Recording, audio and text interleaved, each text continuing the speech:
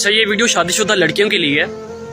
देखें, अगर आप किसी से मोहब्बत करती थी या करती हैं, आपकी शादी हो गई या किसी और से लवर के साथ नहीं हुई, तो अपनी मोहब्बत को यहीं पर दफन कर दें, क्योंकि ये फैसला आपका नहीं, ये फैसला मेरे अल्लाह का है। और मेरा मानना है कि अल्लाह पाक कभी भी किसी इंसान के साथ गलत नहीं करते। अल्लाह पाक के हर काम में कोई ना कोई हिकमत मौजूद होती है, इंसान के अच्छे के लिए होता है। तो अपनी मोहब्बत को वहीं पर दफन कर दें और अपने हस्बैंड को कभी चीट ना करें। मेरे पास ऐसी हजारों एग्जाम्पल्स हैं।